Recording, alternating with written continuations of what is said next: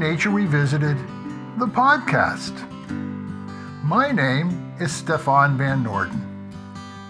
On this episode, we are featuring Lorraine Johnson, Unsettling the Garden.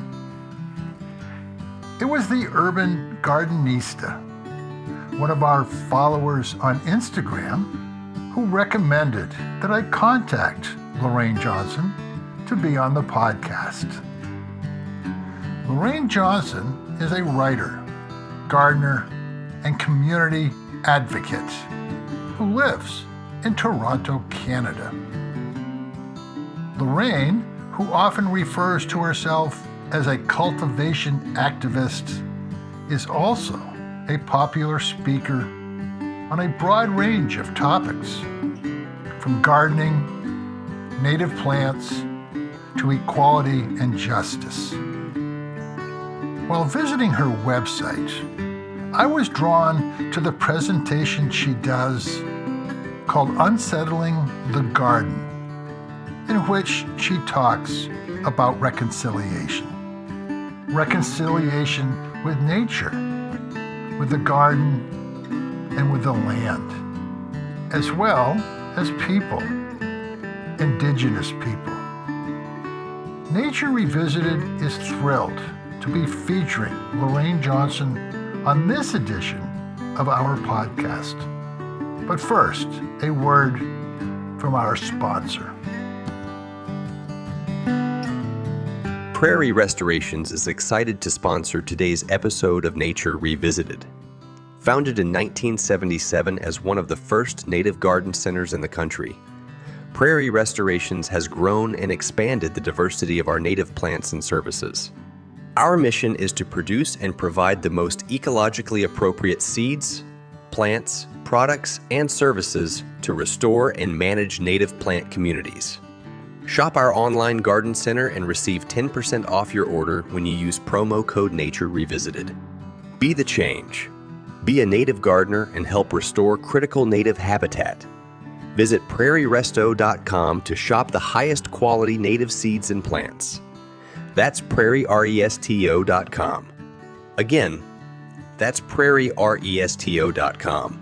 Now back to your show.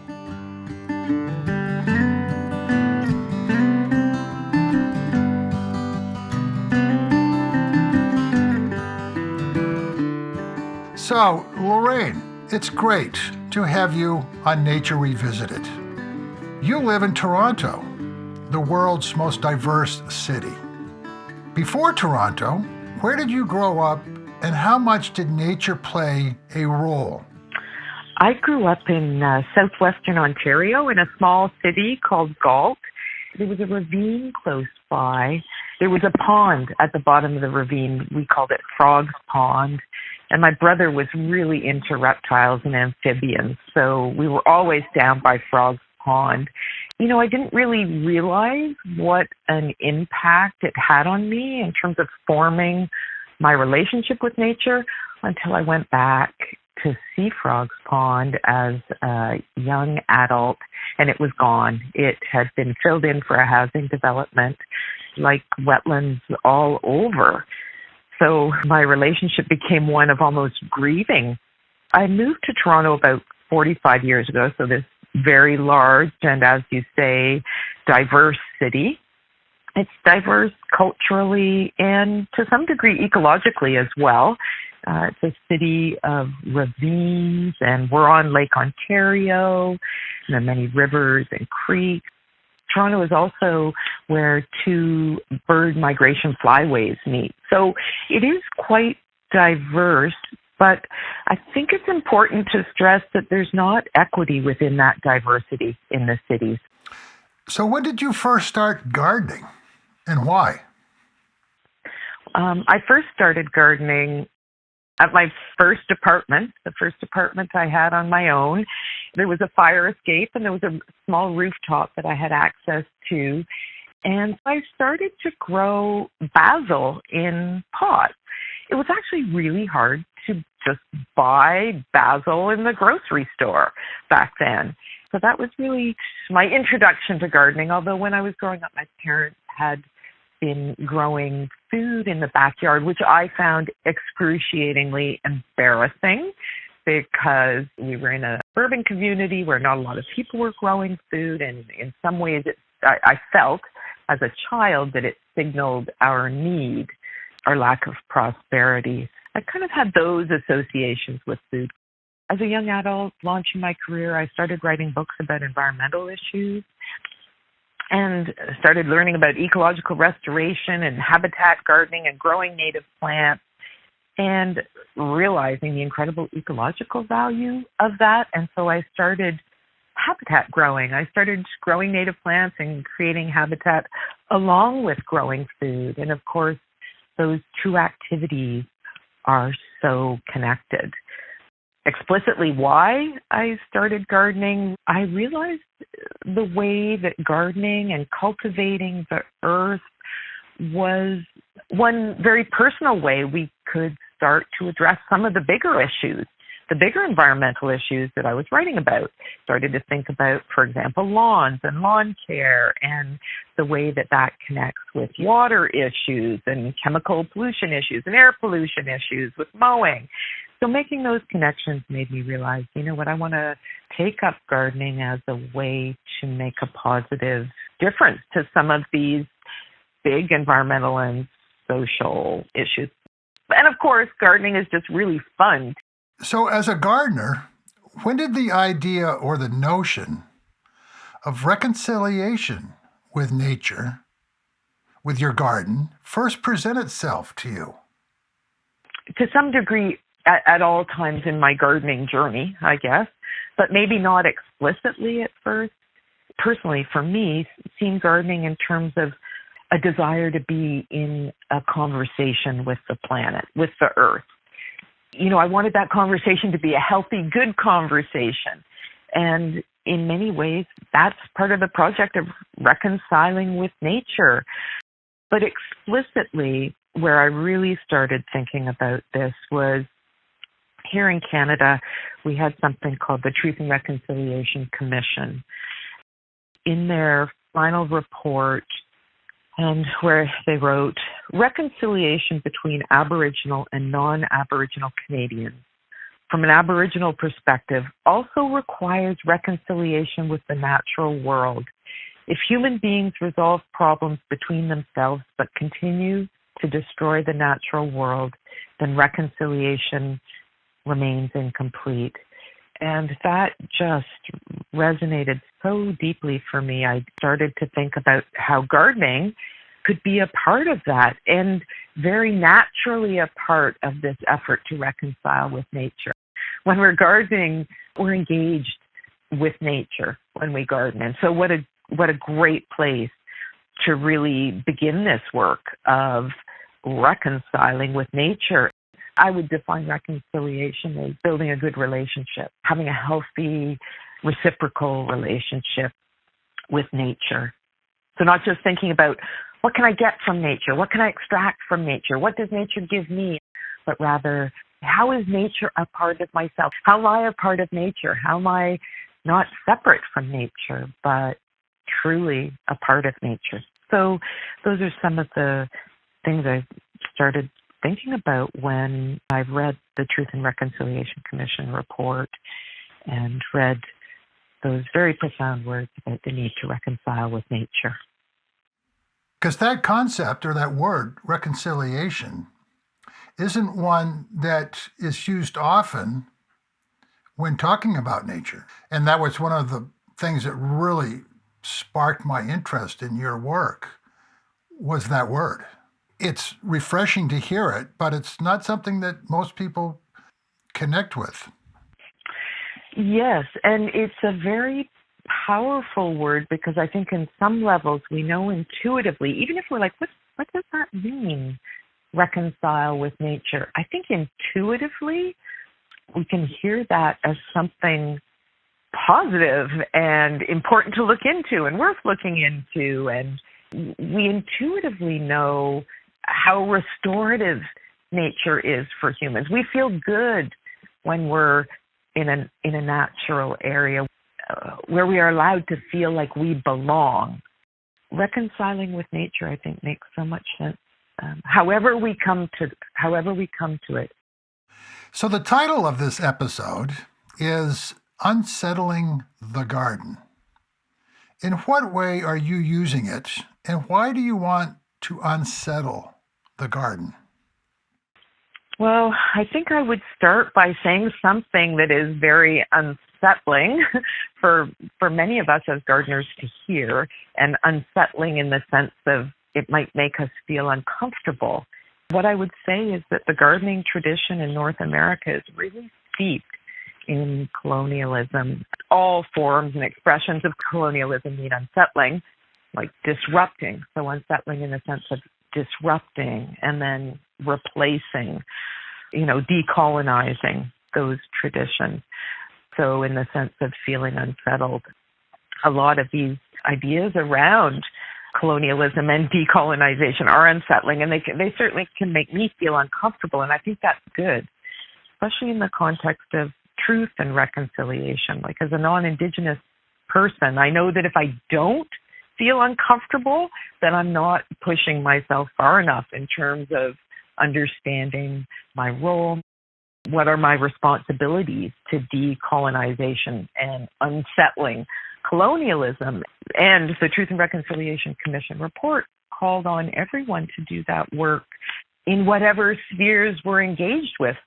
I write about gardening, and I talk about gardening, I do gardening, I talk about habitat, starting to think about how gardening itself is implicated in settler colonialism, and how can we unsettle that? How can we decolonize?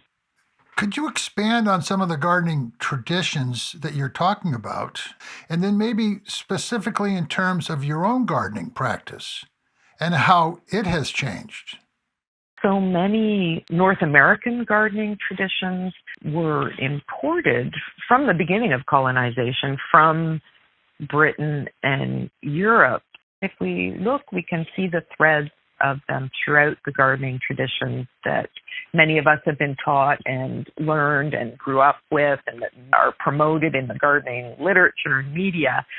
I think that we can find a very strong thread of the idea of taming the wild, controlling and dominating nature. I think as well, one of the gardening traditions where we can see this connection between gardening and colonialism is the focus on plants from elsewhere, what are often called exotic plants, brought from elsewhere. Total devaluing of native plants that were here in North America when the colonists arrived.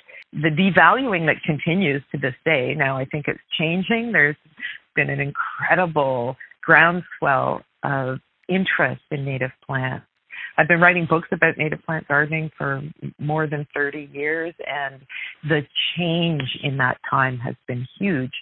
If you look at the North American garden, it is dominated by plants from elsewhere, and native plants are treated as unworthy. And of course, the lawn is kind of the ultimate colonial landscape form. Now, I really want to stress that I acknowledge and appreciate all of the things that areas of lawn can do for us in the landscape. Fabulous for running around, playing games, having picnics, all that stuff. But the extent of the lawn, we have turned a huge swath of North America basically into monoculture. The kind of parallels with the project of colonialism, I think those parallels are clear. But I think at the very heart of all this is the way that gardening traditions can be rooted in this sort of Western tradition of humans as separate from nature, and the garden as a place where we control nature in a way that only has to do with human desires around aesthetics and how something looks. So in that process of reconciliation with nature, what might that look like? Speaking personally for me and how my gardening practice has changed, it's really been about thinking of gardening and feeling gardening as a healing practice. as something that we can do for healing in terms of personal healing, well-being and mental health and physical health, community well-being, the way that gardening can bring people together and help heal our communities, and ecological healing. In terms of what it might look like to reconcile with nature in the garden, I think it might look like asking ourselves, what are our responsibilities to the land and to the air and to all creatures? And I say responsibilities in a positive way. Like, I know that it's a heavy word and it can sound like a burden, but I also think if we consider the joyous aspects of responsibility, are we supporting all life in the garden? Are we building connections and relationships? And for me, that's really about gardening with native plants. Another way this might look, the whole idea of reconciling with nature, like on the ground. Are we acknowledging and making visible the natural processes that we participate in or can participate in, can celebrate when we garden? For example, in terms of water, I know that, gardening traditions to water as a problem in the garden. That area is too wet. The water pools in this area, and that's a problem.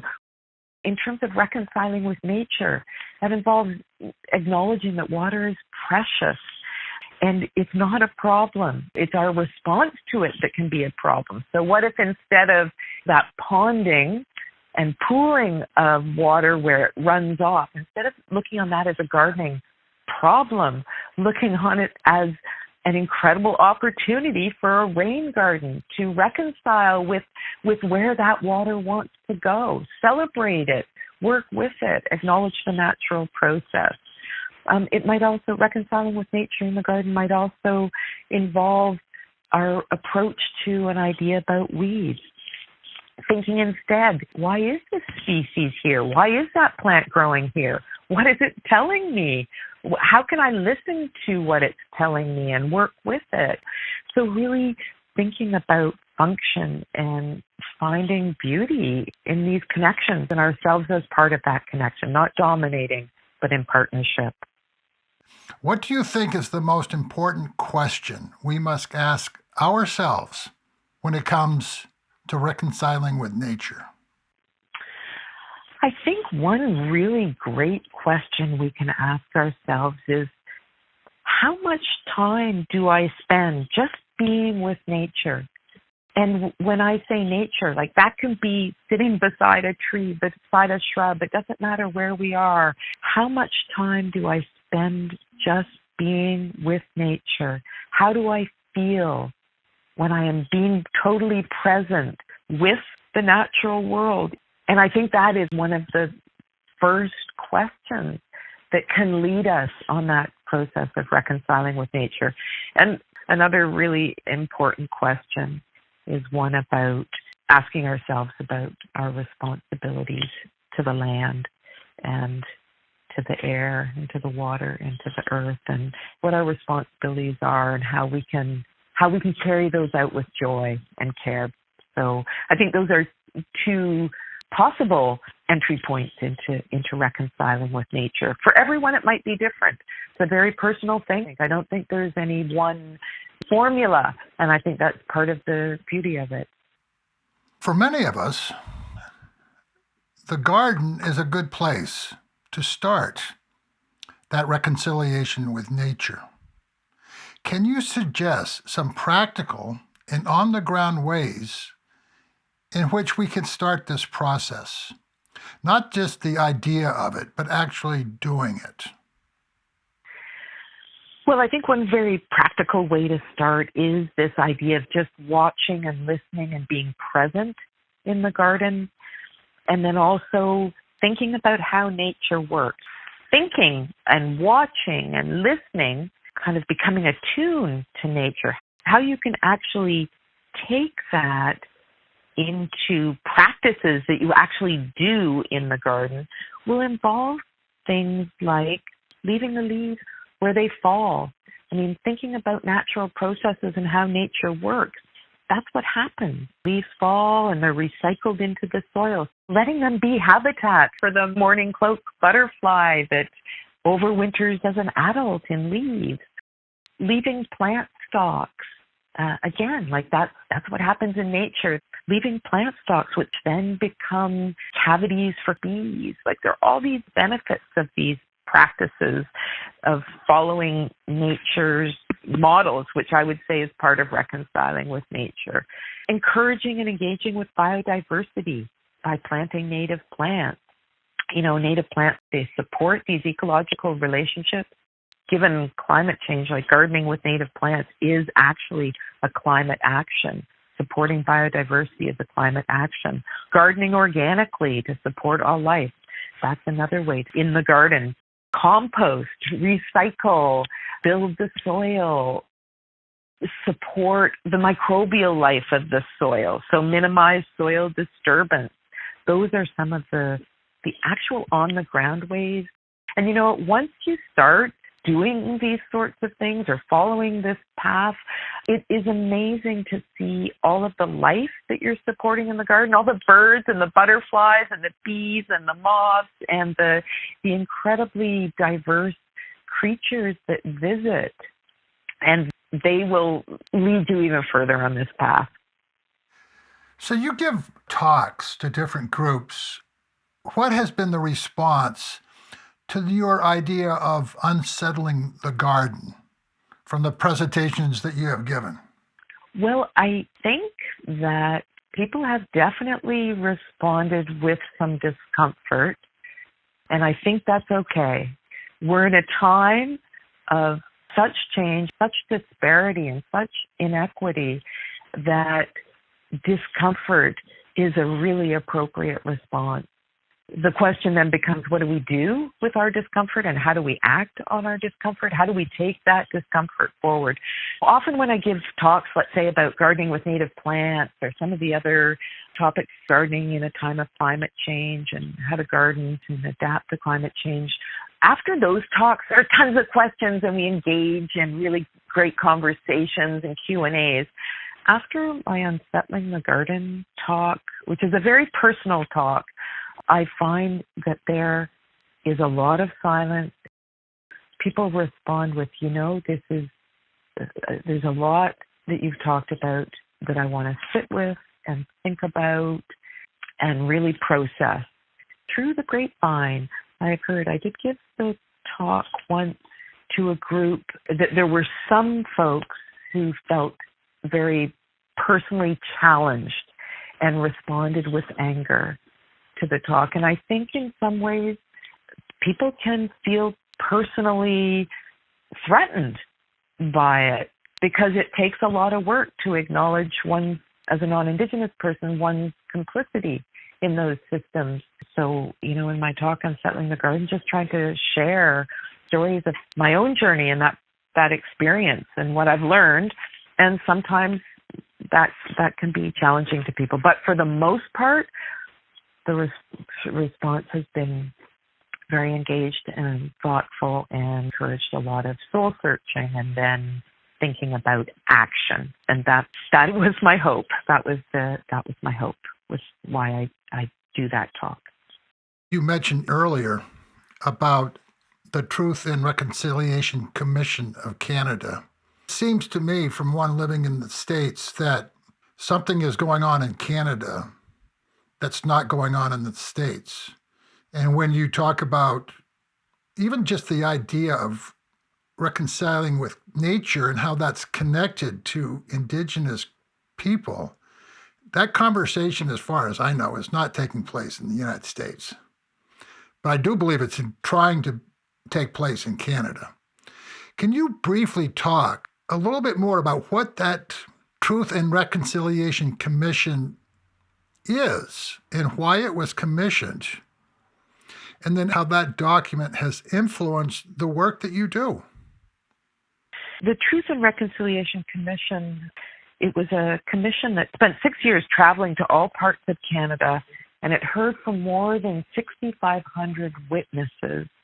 And these were people, Indigenous people, who were directly or indirectly affected by the legacy of these Indian residential schools. The Commission traveled to all parts of Canada and heard from witnesses who shared their stories and experiences in those residential schools. And the report makes for horrifying reading, but it's important to read it, I feel, as a non-Indigenous person. After, 6 years of traveling and listening to witnesses, the report summarized the evidence, talked about what was done to these generations of Indigenous people across this country, and then the report presents 94 calls to action. It really is a report that calls for transforming the basis of how everything is done with equity and justice for Indigenous peoples. The report calls on everyone, and it calls on non-Indigenous people to consider how this relates to everything, all aspects of our lives, and to acknowledge the truth of what the report found in its evidence, to acknowledge that truth, and then to move forward in terms of building relationship and building healthy relationship between Indigenous and non-Indigenous folks in this country called Canada. So many of us talk about the human responsibility to the earth and all creatures. And for many, this sounds like hard work. On the other hand, many of us garden to escape. How do you reconcile these two impulses? I completely understand and feel that wonderful washing over of self, that feeling of escape, washing over us in the garden. So many of us are drawn to gardening for that kind of emotional, spiritual benefit. I think it's possible to hold two truths at the same time, which is, yes, we can feel that escape. We can go to the garden for escape, but it's also the place, for many of us, where we are in most connection and engaged with nature. So we can hold those two things at the same time. And I also think that it does sound like hard work to have this, responsibility to the earth and to all creatures, and to have this responsibility and to be called on to carry it out in the ways that we garden. And the garden is the place to actually do that. Talk about the joy of responsibility. Part of the source of that joy, not only being the escape, but also being the carrying out of responsibilities to all life and to the nature that we're a part of. And that we are, when we're gardening, we are caring. So I think there's quite a few lessons we can learn from the garden. For me, one of those most important lessons from the garden has been the way that it has taught and helped me to start this process of reconciling with nature, feeling truly connected with nature rather than apart from and separate from nature. The garden has taught me connection. You've written quite a few books over the years, and I heard that you have a new book coming out this spring.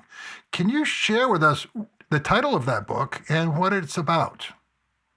Yeah.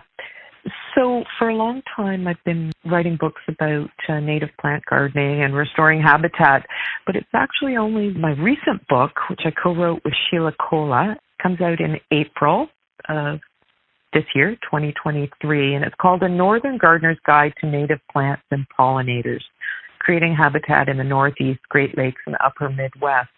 And actually, I feel like it is the first native plant gardening book that I've written, and as I said, I co-wrote it with Sheila Kola, where the emphasis is actually on the relationship between native plants and pollinators. So I feel that this idea of reconciling with nature is actually becoming not just a part of my sort of practice in the garden, but in the whole way I even think about gardening and write about gardening, to focus on the relationships, not plants as things or insects as things and problems, but rather the relationships between native plants and the creatures they've co-evolved with over millennia. So that kind of relational understanding of the world in terms of relationships. I feel like this new book, A Northern Gardener's Guide to Native Plants and Pollinators,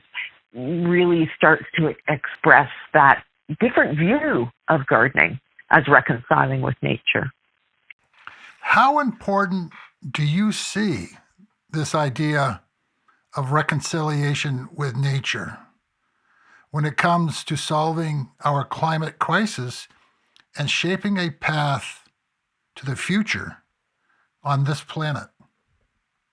I think reconciling with nature is crucial to the future, to the human future and to life on Earth, because I think that for too long, our relationship of dominance and control over the earth and creatures and a feeling of separateness from nature is what has allowed all of the damage that humans have done to the earth, the loss of biodiversity. All of those issues connected with the climate crisis have their root, I think, in a disconnect from nature. We harm what we don't value and don't value what we're not a part of. If we saw ourselves as connected and deeply reconciled with nature, I think we would care for nature. That message of reconciling with nature is so important to the future. I hope you enjoyed my conversation with Lorraine Johnson and that you visit her website, lorrainejohnson.ca. Nature Revisited would like to thank Prairie Restorations for sponsoring this edition of Nature Revisited. And I hope you will share Nature Revisited with family, friends, and colleagues, and follow us on Facebook, Instagram, YouTube, or our website, NordenProductions.com. That's Norden, Noorden Productions.com. The music for this episode is by Martin Decato, called 33 Summers. Nature Revisited is produced by Stefan Van Norden and Charles Gagan. And I hope you will join us for the next edition of Nature Revisited. And in the meantime, remember, we are nature.